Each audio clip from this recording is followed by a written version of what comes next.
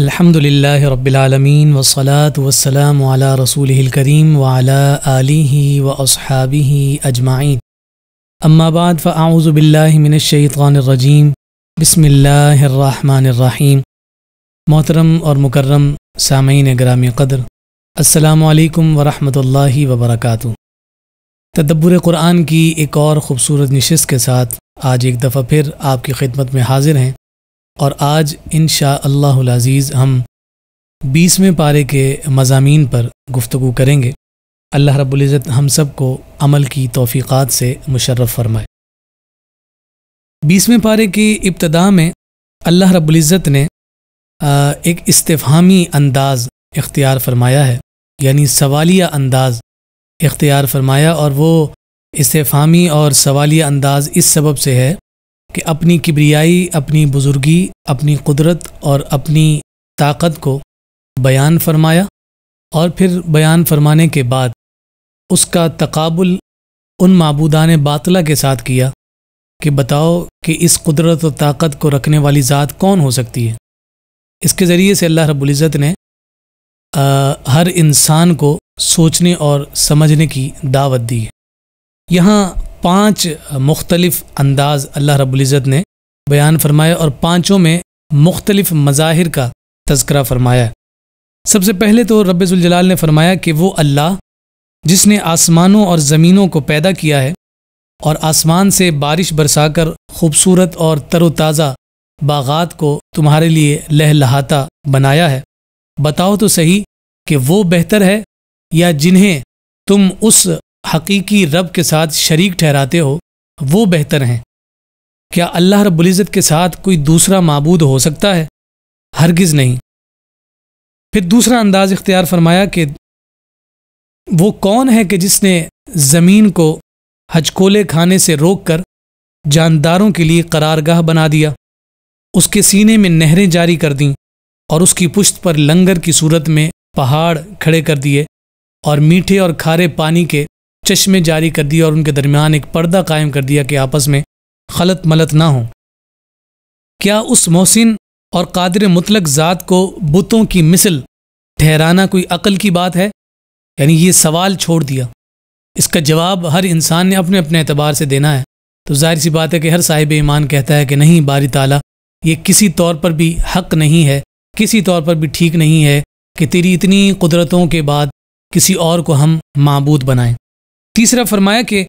وہ کون ہے کہ جو مجبوری میں، مظلومیت میں اور تمہیں حالت بیماری میں ضرورت پیش آتی ہے تو تم اس پریشانی کے موقع پر پریشان حال ہو کر پکارتے ہو، تو بتاؤ کہ تمہاری تکالیف کو کون سنتا ہے؟ وہ کہ جو تمہارے دکھوں کا مداوع کرتا ہے، یا وہ کہ جن میں بے جان اصنام تم نے جو نام نہاد اپنے خدا بنا رکھے ہیں وہ تمہارے دکھوں کا مداوع کرتے ہیں؟ اب دوبارہ سوال کر کے اللہ رب العزت نے اس کا فیصلہ ہر ذی شعور انسان پر چھوڑ دیا ہے۔ تو یہاں بھی ہر صاحب ایمان یہی کہتا ہے کہ باری تعالیٰ پریشانی اور تکلیفوں میں جو ذات سنتی ہے وہ تیری ہی بابرکت اور مقدس ذات ہے۔ پھر فرمایا کہ خشکی اور تری کے اندھیروں میں راستہ دکھانے والا اور بارش برسنے سے پہلے ٹھنڈی ہوائیں چلانے والا کون ہے؟ تو ہر صاحب ایمان تو یہی کہتا ہے کہ باری تعالیٰ وہی رب ہے کہ جو تو ہر جگہ اعلان فرماتا ہے کہ تو ہر ممکن شے پر قادر ہے۔ پھر 5ویں مقام پر فرمایا کہ تمہاری پہلی تخلیق کے بعد تمہارا دوبارہ پیدا کرنا، آسمان و زمین سے تمہیں باہم روزی کا پہنچانا، اور جو کچھ آسمان و زمین میں خزانے ہیں ان کے لیے تمہیں عمل تسخیر عطا کرنا، بتاؤ کہ یہ ساری چیزیں عطا کرنے والا کون ہے؟ تو ہر عقل سلیم انسان اللہ رب العزت کی جانب ہی اشارہ فرماتا ہے۔ یہ ایک طرح سے قرآن مجید فرقان حمید نے ہر انسان کو دعوت فکر دی ہے کہ یہ دنیا کے جتنے مظاہر ہیں، کائنات کا جتنا حسن و جمال ہے، اس قدرت کا جتنا نظام ہے، ہماری رسائی ان نظاموں کو سمجھنے پر نہیں ہے، بلکہ اس قدرت کے نظام کو سمجھ کر ہم نے اس نظام کو بنانے والے تک پہنچنا ہے۔ اس لیے فرمایا کہ اس کائنات کی تسخیر ہمارا مقدر نہیں ہے، بلکہ مقدر اور ہماری فتح تب ہے کہ جب اس کائنات کو اس منظم انداز میں چلانے والے رب تک ہماری حقیقی رسائی ہو جائے، اور ہم اس رب کو پہچان لیں۔ تو اس دعوت فکر سے ہمیں بھی استفادہ کرنے کی کوشش کرنی چاہیے کہ ہم ان مظاہر عالم میں غور و فکر کریں اور اس کے ذریعے سے رب کی کبریائی کے عقیدے کو اور اس پر اپنے ایمان کو مزید پختہ اور مزید راسخ کریں۔ پھر اللہ رب العزت نے ایک دفعہ پھر مشرکین مکہ کے اس گھسے پیٹے اعتراض کا جواب دیا ہے کہ جو یہ کہتے تھے کہ یہ کیسے ممکن ہے کہ ہمارے آباء و اجداد دوبارہ اٹھائے جائیں گے، یہ کیسے ممکن ہے کہ ہم مرنے کے بعد دوبارہ اٹھیں گے، ہم تو زمین میں جائیں گے، مٹی ہماری ہڈیوں کو بھی کھا جائے گی، تو کیسے ہم دوبارہ زندہ ہو جائیں گے اور ہمیں دوبارہ جواب دینا ہوگا۔ جب یہ سوالات کیے جاتے ہیں تو اس کے جواب میں نبی رحمت صلی اللہ علیہ وآلہ وسلم نے بڑے واضح انداز میں ان احادیث مبارکہ کی روشنی میں ان کا رد بھی فرمایا ہے، اور ساتھ قرآن مجید فرقان حمید نے بے شمار مقامات پر اس بات کا ذکر کیا ہے کہ جو رب تمہیں پیدا کرنے پر قدرت رکھتا ہے، جس نے تمہیں پہلے زندگی دی ہے، وہی تمہیں دوبارہ زندگی دینے پر بھی طاقت اور قدرت رکھتا ہے۔ یہاں مجھے وہ نبی رحمت صلی اللہ علیہ وآلہ وسلم کی حدیث مبارکہ یاد آتی ہے کہ جہاں شارحین حدیث نے دوبارہ اٹھائے جانے کی جو ترتیب ہوگی اس کے اعتبار سے کلام کیا ہے کہ رب ذوالجلال نے ہر انسان کے ریڑھ کی ہڈی میں ایک چھوٹا سا ایٹم اور ایک ذرہ رکھا ہے کہ جسے عجب الذنب کہا جاتا ہے، اور ہر انسان اور ذی روح میں وہ پارٹیکل اور وہ جو ایٹم ہے، وہ جو ذرہ ہے، وہ ہر انسان کا دوسرے سے مختلف اور جدا ہے، اور اللہ رب العزت اس ذرے میں قیامت کے دن طاقت پیدا فرمائے گا، اس کے اندر ایک کشش پیدا فرمائے گا اور میگنیٹک فورس اس میں پیدا ہوگی کہ جس کی بنیاد پر اس عجب الذنب اور اس ذرے کے ساتھ جو وجود دنیا میں تھا، وجود کے تمام ذرات اس ذرے کے ساتھ ملتے چلے جائیں گے اور انسان دوبارہ اپنی شکل میں زندہ ہو کر اللہ رب العزت کی بارگاہ میں پہنچ جائے گا۔ حضور نبی رحمت صلی اللہ علیہ وآلہ وسلم نے ایک حدیث مبارکہ بیان کی ہے جسے روایت حضرت سیدنا ابو ہریرہ نے کیا۔ فرمایا کہ ایک شخص نے اپنی جان پر بہت ظلم کیا، یعنی بہت گناہ کیے۔ جب وہ مرنے کے قریب آیا تو اسے اللہ رب العزت کی بارگاہ کا خوف اٹھا۔ اس نے اپنے بچوں کو وصیت کی کہ جب میں مر جاؤں تو میرے مرنے کے بعد میری لاش کو دفنانا نہیں بلکہ اسے جلا دینا۔ جب میری لاش جل کر بالکل ختم ہو جائے اور راکھ بن جائے تو پھر اس راکھ کو ہوا میں اڑا دینا۔ پوچھا گیا کہ ایسا آپ ہمیں کرنے پر کیوں کہہ رہے ہیں؟ تو انہوں نے کہا کہ میں یہ تمہیں اس لیے کہہ رہا ہوں کہ میں بہت گناہ گار ہوں، میں نے اپنی جان پر ظلم کیا ہے، اگر میرے رب نے مجھ سے حساب کتاب لیا تو میں جواب نہیں دے سکوں گا۔ تو جب یہ ذرہ ذرہ میرا جسم ہو جائے گا، راکھ بن کر ہوا میں اڑ جائے گا، تو پھر یقین ہے کہ میں بچ جاؤں گا کہ مجھے اپنے رب کی بارگاہ میں جواب دینا ہو۔ جب اس کا انتقال ہو گیا، اس کے بچوں نے وصیت پر عمل کیا، اس کے جسم کو جلایا، جلانے کے بعد اس کی جب راکھ بن گئی تو راکھ کو ہوا میں اڑا دیا۔ جب راکھ ہوا میں اڑ گئی تو اس کے بعد اللہ رب العزت فرشتوں کو حکم دیتا ہے کہ اس کے تمام ذرات کو جمع کرو اور اسے میری بارگاہ میں پیش کرو۔ حکم کی تعمیل کی گئی، اور حکم کی جب تعمیل ہوئی اور وہ انسان بن کر دوبارہ رب ذوالجلال کی بارگاہ میں پیش ہو گیا تو رب ذوالجلال نے دریافت کیا کہ اس عمل کے کرنے پر تجھے کس بات نے مجبور کیا؟ تو وہ بندہ کہتا ہے کہ باری تعالیٰ تیرے خوف نے، تیری بارگاہ میں کھڑے ہونے کے ڈر سے میں نے یہ عمل کرنے کے لیے اپنے بچوں کو وصیت کی تھی۔ تو آقا کائنات صلی اللہ علیہ وسلم فرماتے ہیں کہ رب ذوالجلال دریافت کرے گا کہ واقعی میرے ڈر اور خوف کی وجہ سے تو نے یہ کیا؟ تو وہ کہے گا باری تعالیٰ تیرے ہی خوف کی وجہ سے یہ معاملہ کیا ہے۔ تو فرمایا کہ پھر رب ذوالجلال فرشتوں کو حکم دے گا کہ گواہ ہو جاؤ کہ اس کے اس خوف کی بنیاد پر میں نے اس کی بخشش اور مغفرت فرما دی۔ اللہ رب العزت قدرت رکھتا ہے، رب ذوالجلال طاقت رکھتا ہے، اور اس کے یہ عملی مظاہر جو احادیث کی روشنی میں ہمارے سامنے آتے ہیں وہ ہمیں اسی بات پر ابھارتے ہیں کہ تم انسان اب زندگی میں جو کچھ بھی کر لو اور اپنے آپ کو نہ جانے کس کس منزل پر پہنچا لو، مگر یہ ضرور جان لو کہ کل اس دن تمہیں سب سے بڑے جو تمہارا خالق ہے اور تمام میں سب سے بڑا ہے، اس خالق اور مالک کی بارگاہ میں تمہیں حاضر ہونا ہے جس کی کبریائی اور بڑائی کا مقابلہ کوئی نہیں کر سکتا۔ پھر اس کے بعد ہم دیکھتے ہیں کہ آقا کائنات صلی اللہ علیہ وآلہ وسلم کی اور بہت ساری احادیث مبارکہ اس ضمن میں ہیں۔ قیامت کے دن جب دوبارہ اٹھایا جانا ہے تو ان کی کیفیت کیا ہوگی اور وہ احوال کیا ہوں گے۔ یہاں حضرت عبداللہ ابن عمر رضی اللہ تعالی عنہ کا بھی ایک قول نقل کیا گیا ہے کہ جب قیامت کا دن قریب ہوگا اور زمین میں بھلائی کا حکم دینے اور برائی سے روکنے والا کوئی نہیں رہے گا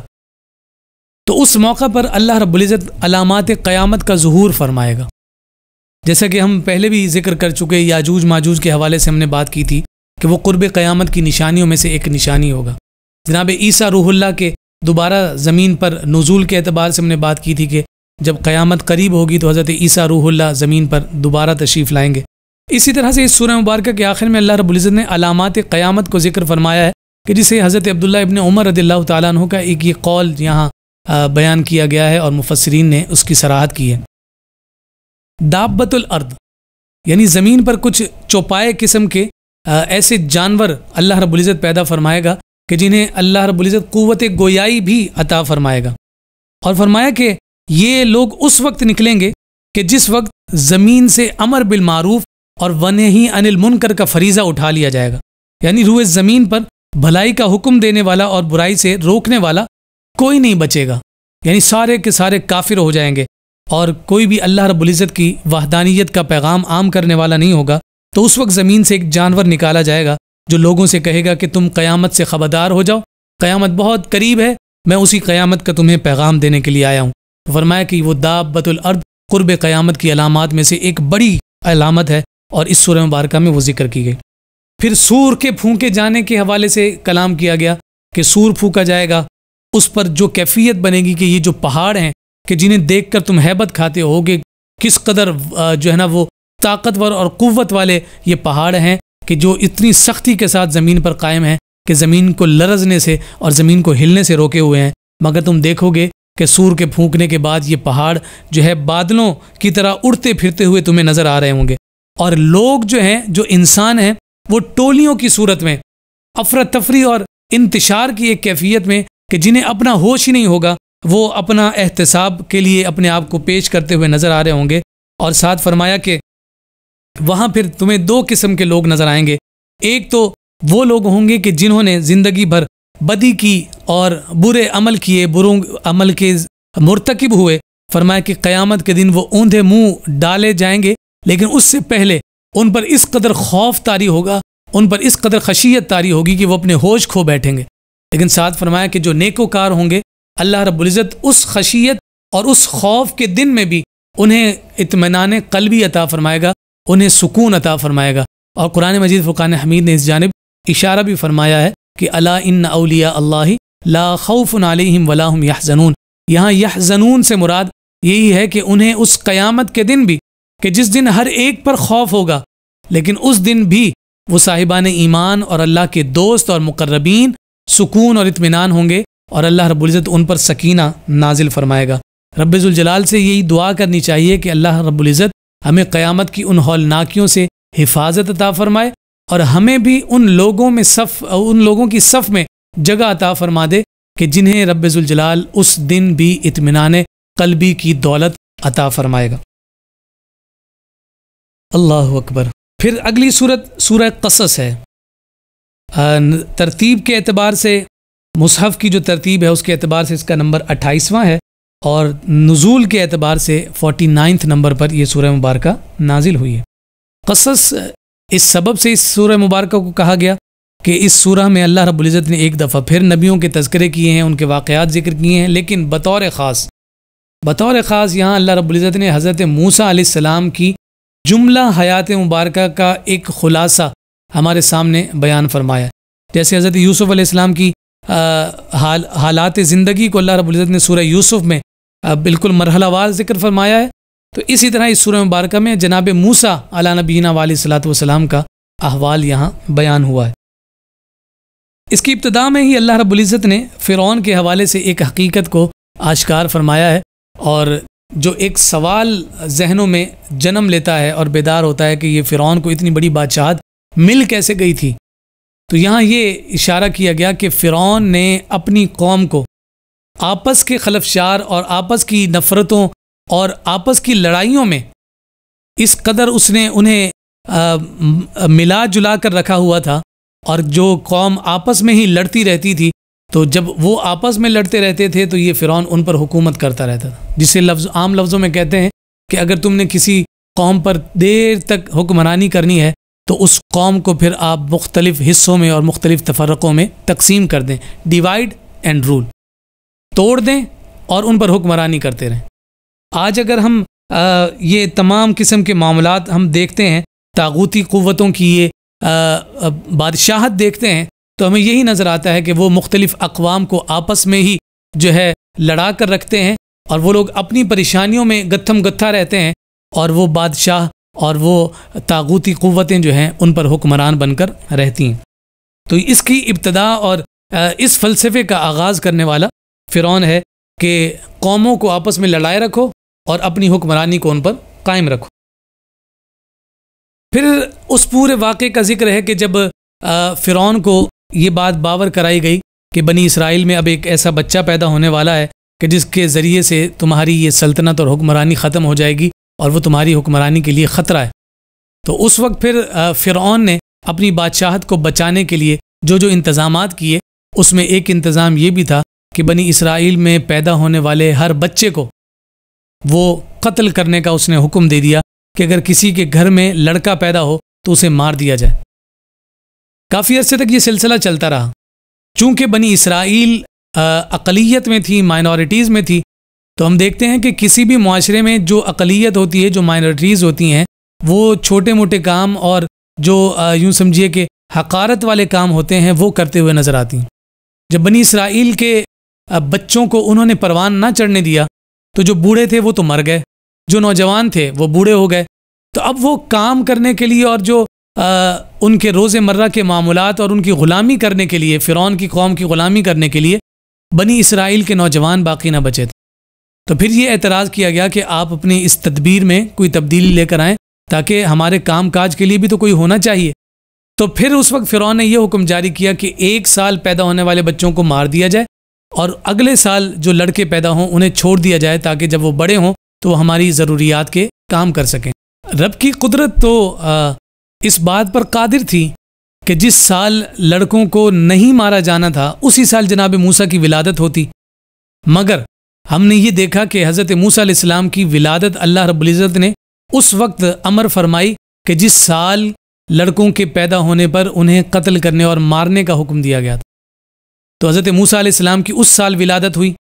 پھر آپ کی والدہ ماجدہ پریشان ہوئیں کہ یہ میرے بچے کو مار ڈالیں گے، مجھ سے جدا کر دیں گے، تو اللہ رب العزت نے آپ کی والدہ ماجدہ کو اطمینان قلبی عطا فرمایا اور ساتھ یہ تدبیر فرمائی کہ اگر فرعون کی قوم کے افراد آپ کے گھر تک پہنچ جائیں اور آپ کے بچے کی خبر انہیں پہنچ جائے تو آپ انہیں ایک جھولے میں، ایک صندوق میں ڈال کر دریا کے سپرد کر دیجیے گا، اور ساتھ رب ذوالجلال نے یہ بھی تسلی دلائی کہ تمہارے بچے کی حفاظت کا ذمہ خود رب ذوالجلال کے ہاتھ ہے۔ وہ جھولا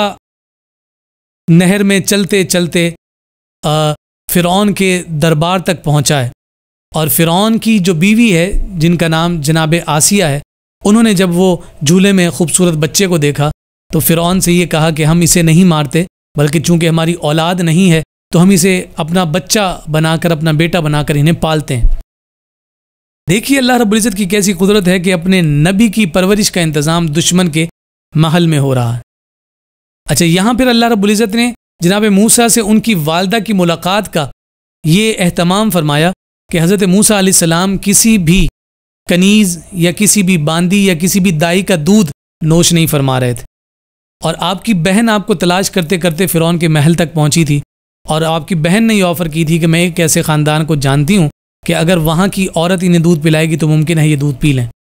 آزمانے کے لیے آپ کی والدہ محترمہ کو بلایا گیا، تو جیسے ہی آپ کی والدہ نے جناب موسیٰ علیہ السلام کو دودھ پلایا تو آپ فوراً پینے لگ گئے۔ اور پھر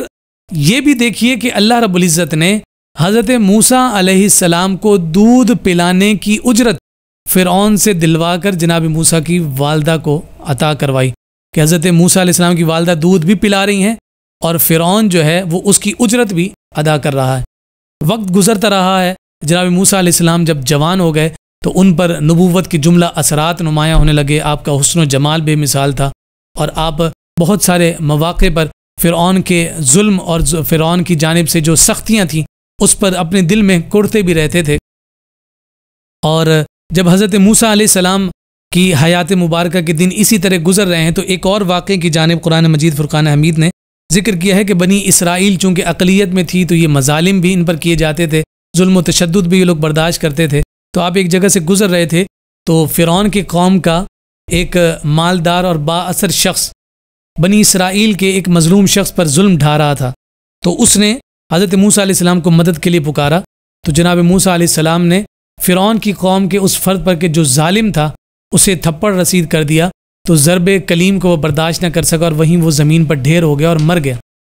جبکہ حضرت موسیٰ علیہ السلام کا ایسا کوئی ارادہ نہیں تھا۔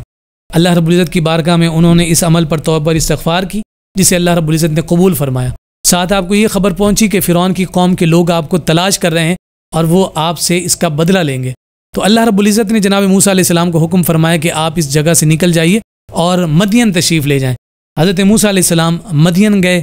مدین کی گھاٹ پر آپ جب پہنچے تو دیکھا کہ بہت سارے لوگ اپنے مویشیوں کو جو ہے پانی پلا رہے ہیں، اور آپ نے دیکھا کہ ان لوگوں سے دور دو خواتین، دو بچیاں کھڑی ہیں، دو نوجوان لڑکیاں کھڑی ہیں، اور آپ ان کے قریب گئے، ان سے پوچھا کہ آپ لوگ یہاں کیوں کھڑے ہیں؟ تو انہوں نے جواب دیا کہ آگے چونکہ رش ہے اور ہمارے والد میں اتنی طاقت نہیں ہے کہ وہ ان مردوں کے ساتھ مل کر مویشیوں کو پانی پلا سکے، تو ہم اس لیے انتظار میں ہیں کہ جب یہ سارے لوگ چلے جائیں گے تو پھر اس کے بعد ہم جو ہے اپنے مویشیوں کو پانی پلائیں گے۔ تو حضرت موسیٰ علیہ السلام نے ان کے لیے جو ہے گھاٹ سے جا کر پانی لیا اور مویشیوں کو پانی پلایا، اور پھر ان سے ایک طرف ہٹ کر ایک درخت کے سائے میں بیٹھ گئے۔ چونکہ سفر کر کے آ رہے تھے تو شدید قسم کی آپ کو پیاس لگی، تو اس وقت آپ نے رب ذوالجلال کی بارگاہ سے مدد طلب کی اور کہا کہ میری جھولی میں خیر کو ڈال دے۔ وہی نوجوان لڑکیوں میں سے ایک لڑکی انتہائی شرم و حیا کا پیکر بن کے اور با ادب انداز میں اور اپنے پورے جسم کو جو ہے نا پردے میں چھپاتے ہوئے حضرت موسیٰ علیہ السلام کے پاس آئی ہیں، اور آ کر انہوں نے یہ عرض کی ہے کہ آپ کو ہمارے بابا جان بلا رہے ہیں اور وہ آپ کا شکریہ ادا کرنا چاہتے ہیں۔ حضرت موسیٰ علیہ السلام ان کے ساتھ ان کے گھر گئے۔ یہاں مفسرین نے ذکر فرمایا کہ ان دو لڑکیوں کے جو والد بزرگوار تھے وہ حضرت شعیب علیہ السلام تھے۔ آپ نے انہیں اپنے گھر میں رکھا اور 10 سال تک حضرت موسیٰ علیہ السلام اس گھر میں رہے، اور جناب شعیب علیہ السلام نے اپنی ایک صاحبزادی کا نکاح بھی جناب موسیٰ علیہ السلام سے فرمایا۔ 10 سال کے بعد، یعنی 10 سال کا یہ عرصہ آپ وہاں مدین میں گزارنے کے بعد اپنی اہلیہ محترمہ کے ساتھ جب آپ تشریف لے جا رہے ہیں تو پھر وہ واقعہ سورہ طٰہٰ والا سامنے آتا ہے کہ آپ کی اہلیہ محترمہ حاملہ تھیں۔ ایک مقام پر پہنچے کہ جب اس وقت درد ذہ اٹھ گیا تو آپ نے ایک روشنی کو دیکھا اور وہاں سے آگ لینے کے لیے گئے، مگر اللہ رب العزت نے وہاں انہیں پیغام پیغمبری عطا فرمایا، انہیں نبوت کے مرتبے پر فائز کیا، اور پھر جب آپ واپس تشریف لائے تو آپ صاحب نبوت بھی تھے، اور پھر ساتھ ساتھ اللہ رب العزت نے انہیں اس موقع پر 2 معجزات بھی عطا فرمائے تھے۔ اس کا تذکرہ ہم سورہ طٰہٰ میں کر چکے ہیں۔ پھر حضرت موسیٰ علیہ السلام اللہ رب العزت کے حکم سے اپنی اہلیہ محترمہ کے ساتھ جب واپس مصر آئے ہیں اور فرعون کو جب دعوت تبلیغ دی ہے تو پھر وہ سارا ماجرا، سارا احوال ہم پہلے بیان کر چکے ہیں کہ جب حضرت موسیٰ علیہ السلام کو حکم دیا گیا کہ تبلیغ کریں، انہوں نے یہ دعا کی تھی، رب اشرح لی صدری ویسر لی امری واحلل عقدۃ من لسانی یفقہوا قولی واجعل لی وزیرا من اہلی۔ تو وزیر کے طور پر، نائب کے طور پر آپ کے بھائی جناب ہارون علیہ السلام کو آپ کے ساتھ کیا گیا۔ پھر یہ دونوں فرعون کے دربار میں گئے ہیں، اسے تبلیغ کی ہے، وہ سرکش ہوا ہے، جادوگروں کو بلایا ہے، جادوگروں سے مقابلہ ہوا ہے۔ یہ ساری کیفیت اور احوال ہم اس سے پہلے ذکر کر چکے ہیں۔ ناظرین، یہاں ایک بات اور ایک سوال پیدا ہوتا ہے، اتنی دفعہ حضرت موسیٰ علیہ السلام کے واقعے کو اللہ رب العزت نے کیوں ذکر فرمایا؟ جہاں اس سے بہت ساری حکمتیں نمایاں ہوتی ہیں، بہت ساری نصیحتیں جناب انسان کو میسر آتی ہیں، بہت سارے جو پیغام ملتے ہیں، وہاں جو بنیادی بات مفسرین نے ذکر کی ہے وہ یہ ہے کہ نبی رحمت صلی اللہ علیہ وآلہ وسلم پر جو مظالم ڈھائے جاتے ہیں، حضور علیہ الصلوۃ والسلام جو تکالیف برداشت کرتے ہیں، آقا کائنات صلی اللہ علیہ وسلم کا جس انداز میں استہزاء کیا جاتا ہے، آپ کو جس انداز میں تکلیفیں دی جاتی ہیں، حضور علیہ الصلوۃ والسلام جب اس پر غم گسار ہوتے ہیں، اس پر حضور علیہ الصلوۃ والسلام غمگین ہوتے ہیں، تو اللہ رب العزت نے حضرت موسیٰ علیہ السلام کا واقعہ بار بار ذکر کرنے کے بعد فرمایا کہ محبوب، آپ کے دشمنوں سے زیادہ طاقتور دشمن موسیٰ کے تھے، مگر دیکھیں کہ موسیٰ علیہ السلام کو اللہ رب العزت نے ان طاقتور دشمنوں پر غلبہ عطا فرمایا، اور نام موسیٰ کا ہی باقی ہے، فرعون عبرت کا نشان بن گیا ہے۔ اور یہ بار بار اللہ رب العزت یہ واقعات ذکر کر کے تسلی مصطفیٰ کریم صلی اللہ علیہ وسلم کو دلواتا ہے کہ محبوب، پریشان ہونے کی بات نہیں، حقیقی فتح کا مقدر آپ کے لیے ہی ہے، اور وہ حقیقی فتح کا جو جھنڈا ہے وہ آپ کا ہی لہرائے گا، نام تو ہمیشہ آپ کا ہی باقی رہنا ہے، آپ کے دشمنوں کا نام و نشان بھی اس زمین سے اور اس صفحہ ہستی سے ہمیشہ کے لیے مٹ جائے گا۔ پھر اس کے بعد اسی جناب موسیٰ علیہ السلام کی قوم کے ایک اور نافرمان بندے کا تذکرہ کیا گیا، جسے قرآن نے قارون کے نام سے پکارا ہے۔ قارون کا نام سنتے ہی فوراً ہمارے ذہن میں ایک ایسے شخص کا حلیہ آ جاتا ہے کہ جس کے پاس بہت زیادہ خزانے ہوں۔ جیسے کہا جاتا ہے جناب کہ تم خوش تو ایسے ہو رہے ہو کہ جیسے تمہارے ہاتھ قارون کا خزانہ آ گیا ہو۔ یعنی یہ جو قارون تھا یہ خزانے کے لیے ایک سمبل اور علامت بن گیا تھا، اور اسے اللہ رب العزت نے اتنا خزانہ عطا فرمایا تھا کہ اونٹوں کی پشتوں پر اس کا خزانہ نہیں بلکہ اس کے خزانے جن گھروں میں موجود تھے تو ان خزانوں کی چابیاں سینکڑوں کی تعداد میں اونٹ اٹھایا کرتے تھے۔ اس اعتبار سے اللہ رب العزت نے یہاں ذکر فرمایا کہ قارون کو ہم نے خزانے کی علامت بنایا ہے، لیکن ساتھ یہ فرمایا کبھی بھی اپنے دنیا کے مال پر غرور مت کرو، لا تفرح ان اللہ لا يحب الفرحین، کہ اس پر خوشی مت مناؤ کہ اللہ رب العزت مال پر گھمنڈ کرنے والے کو پسند نہیں فرماتا۔ مال کے ذریعے سے لوگوں پر روب جمانے والے کو رب ذوالجلال پسند نہیں فرماتا ہے۔ تو یہاں ذکر فرمایا کہ اسے جو خزانے عطا ہوئے، اس کو جو مال و دولت عطا کی گئی تھی، تو وہ اسے سب کا سب اپنی حکمت اور اپنی تدبیر کا نتیجہ تصور کرتا تھا۔ تو وہ ایک دن اپنے جو ہے لشکر کے ساتھ ایک جگہ سے گزر رہا تھا، تو کچھ لوگ بیٹھے ہوئے باہمی گفتگو کرنے لگے، اور ان بیٹھے ہوئے افراد کے جو ذہنی افکار اور خیالات تھے وہ دو مختلف قسم کے تھے۔ قرآن مجید فرقان حمید نے ذکر کیا کہ ان میں سے کچھ لوگ ایسے تھے کہ جو ایمان کے اعتبار سے کمزور تھے، تو وہ یہ خواہش کرنے لگے کاش یہ خزانہ ہمارا بھی نصیب ہوتا، اسی کو سارا دے دیا، کاش ہمیں تھوڑا بہت مل جاتا۔ لیکن جنہیں اللہ رب العزت نے علم کی وسعت عطا کی تھی اور جو صاحبان علم تھے، انہوں نے جواب دیا کہ نہیں، اللہ رب العزت نے ہمیں جو راہ ہدایت کا نور عطا کیا ہے وہ اس کے خزانے سے کہیں زیادہ قیمتی ہے۔ اور یہ جو گفت و شنید چل رہی تھی، تو اس گفتگو کے دوران ہی انہوں نے دیکھا کہ وہ قارون اور قارون کے ساتھ موجود افراد اور اس کا خزانہ اور اس کی جو جملہ سواریاں تھیں وہ زمین میں دھنس گئیں، اور اللہ رب العزت نے انہی لوگوں کی نگاہوں کے سامنے قارون کو عبرت کا نشان بنا دیا۔ اور پھر اس وقت پھر وہ لوگ کہ جو کہتے تھے کہ کاش ہمیں یہ مال مل جاتا، فوراً توبہ اور استغفار کرنے لگے کہ باری تعالیٰ ہمیں ایسا جو ہے نا مال نہیں چاہیے کہ جو تیرے عتاب کا ذریعہ بنے، اگرچہ کم ہو مگر ایسا ہو کہ جس کے ذریعے سے ہم تیری رضامندی کو خرید سکیں۔ تو اللہ رب العزت نے اس کیفیت کو یہاں ذکر فرمایا ہے، اور ان احوال کے ذریعے سے اس بات کو واضح اور نمایاں کر دیا ہے کہ دنیا کے مال و متاع کی کوئی اصل اور کوئی حقیقت نہیں ہے۔ اگر اصل ہے تو وہ عمل کی وہ متاع اور دولت ہے جو ہر انسان اور مسلمان اپنے ساتھ لے کر اس دنیا سے رخصت ہوتا ہے۔ پھر اس سورہ مبارکہ کے آخر میں آقا کائنات صلی اللہ علیہ وآلہ وسلم کو ایک وعدہ عطا کیا گیا، اور وہ وعدہ جو ہے بصورت خوشخبری اور بشارت تھا کہ محبوب اب وہ وقت قریب ہے کہ ہم آپ کو اس شہر میں دوبارہ داخل فرمائیں گے کہ جس شہر سے آپ کو بڑی تکلیف کے ساتھ نکالا گیا ہے، یعنی فتح مکہ کی جانب اشارہ فرما دیا تھا کہ محبوب ان قریب آپ شہر مکہ میں فاتح بن کر داخل ہوں گے۔ اگلی سورت سورہ عنکبوت ہے۔ عنکبوت مکڑی کو کہتے ہیں، اور اس سورہ مبارکہ میں مکڑی کا تذکرہ کیا گیا ہے، مکڑی کی مثال بیان کی گئی ہے، اس سبب سے اس سورہ مبارکہ کا نام عنکبوت بیان کیا گیا۔ ترتیب کے اعتبار سے 29واں نمبر ہے، اور نزول کے اعتبار سے 85ویں نمبر پر یہ سورہ مبارکہ نازل ہوئی۔ اس کے ابتدا میں ہی اللہ رب العزت نے ایک کسوٹی، ایک پیمانہ، ایک ترازو ذکر فرمایا ہے کہ فلاح یافتہ اور کامیاب لوگ کون ہوں گے۔ فرمایا کہ کیا قطعی نجات کے لیے اتنا کافی ہے کہ تم دعوی ایمان کر دو، یعنی اگر کوئی شخص یہ کہے کہ میں ایمان لے آیا ہوں، کیا قطعی نجات کے لیے ایمان لانا کافی ہے؟ قرآن مجید فرقان حمید نے فرمایا کہ نہیں، حتمی اور قطعی ایبسولوٹ جو نجات ہے وہ صرف دعوی ایمان پر نہیں میسر آئے گا، بلکہ اس دعوی ایمان کے کرنے کے بعد تمہیں آزمائش میں مبتلا کیا جائے گا۔ اب جو آزمائش میں کامیاب ہوگا وہ حتمی اور قطعی طور پر نجات اور فلاح یافتہ کہلائے گا۔ تو اللہ رب العزت نے یہ پیمانہ ذکر فرما دیا کہ اول تو صرف ایمان نہیں بلکہ ایمان کو محفوظ رکھنے کے لیے جو آزمائشیں ہوں گی اس پر پورا اترنے کے بعد اللہ رب العزت کے انعامات اور اس کی برکتوں اور اس کی رحمتوں اور اس کی بخششوں کے حقدار بنو گے۔ پھر رب ذوالجلال نے ایک دفعہ پھر اس سورہ مبارکہ میں اجمالی طور پر بہت اختصار کے ساتھ انبیاء کا تذکرہ کیا ہے۔ حضرت نوح علیہ السلام کی تبلیغ کا بطور خاص ذکر فرمایا کہ اتنی طویل مدت کے لیے آپ نے تبلیغ فرمائی ہے۔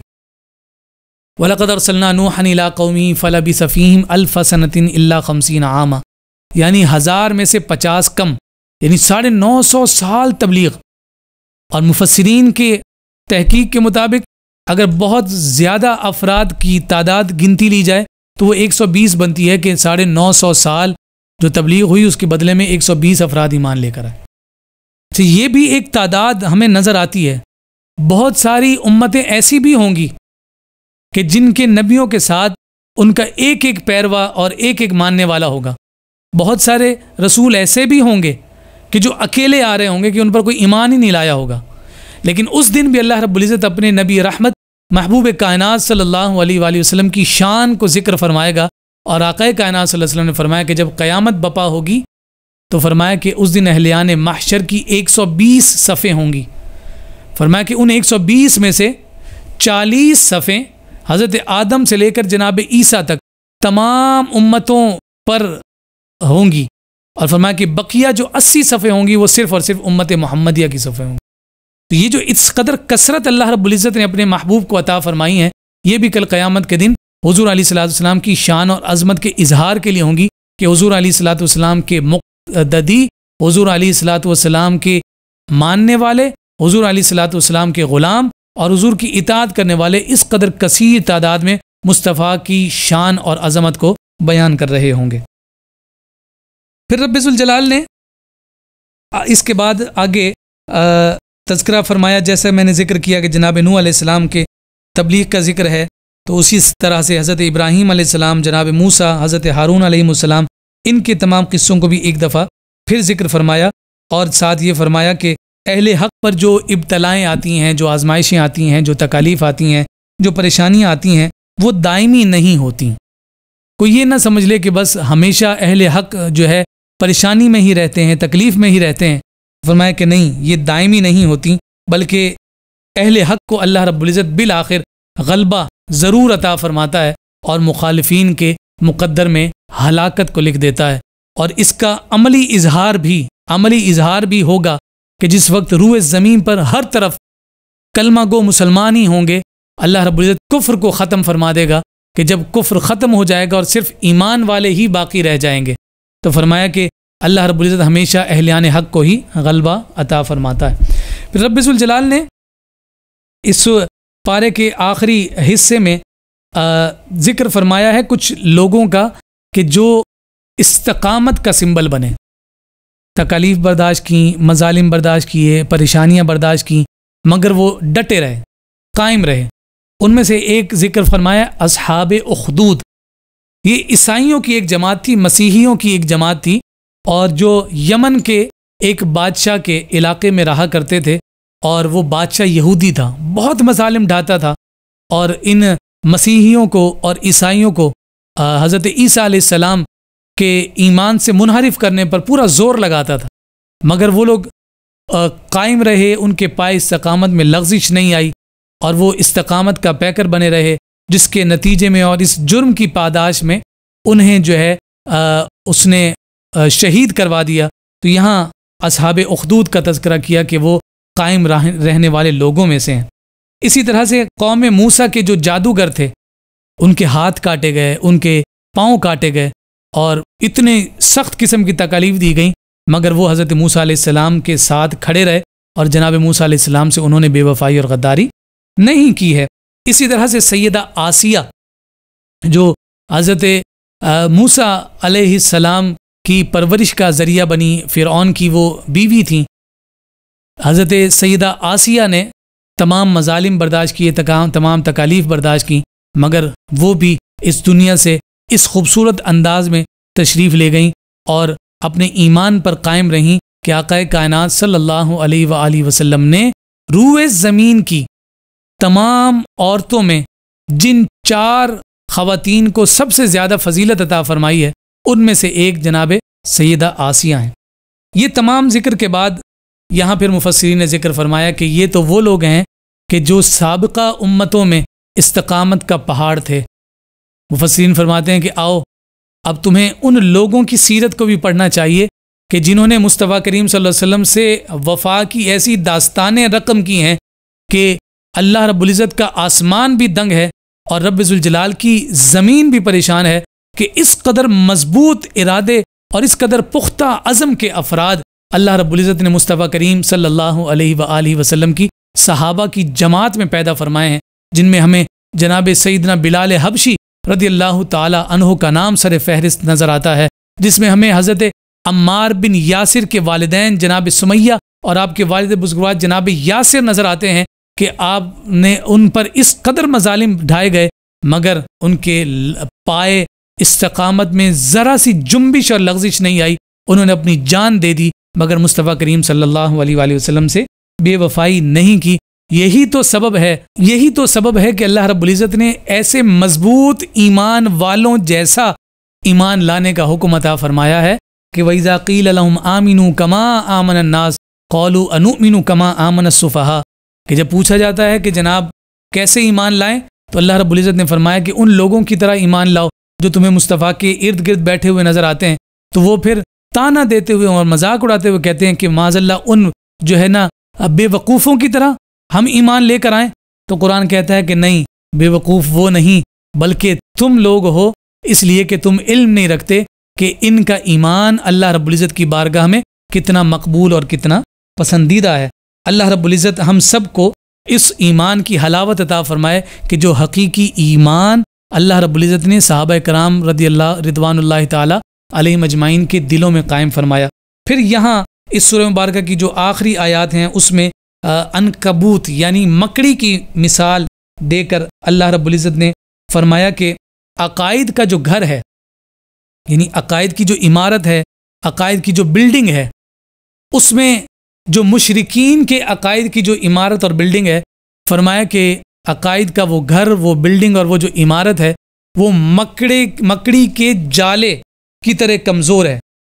اور فرمایا کہ سب سے کمزور جو گھر ہوتا ہے وہ مکڑی کا ہی ہے کہ اگر ہلکی سی بھی ہوا چلے تو وہ اس گھر کو تہو بالا کر کے رکھ دیتی ہے۔ اس لیے یہاں مشرکین مکہ کو پیغام دیا کہ تم نے اپنے نظریات اور اپنے تصورات پر اور اپنے عقائد پر جو اپنے خیالات کی عمارت کھڑی کی ہوئی ہے وہ اس قدر کمزور اور لاغر ہے کہ مکڑی کا جالا جس طرح سے ہوا کے ذریعے سے اڑ جاتا ہے، اسی طرح سے تمہارے عقائد بھی اسی طرح کی کمزور ترین بنیادوں پر کھڑے ہوئے ہیں۔ اللہ رب العزت ہم سب کو نصیحت عطا فرمائے اور قرآن مجید فرقان حمید کے مبارک نور سے ہمارے قلب و ذہن کو روشن و منور فرمائے۔ انشاءاللہ العزیز اگلی نشست میں ہم 21ویں پارے کے مضامین کے ساتھ آپ کی خدمت میں حاضر ہوں گے۔ تب تک کے لیے اجازت، السلام علیکم ورحمۃ اللہ وبرکاتہ۔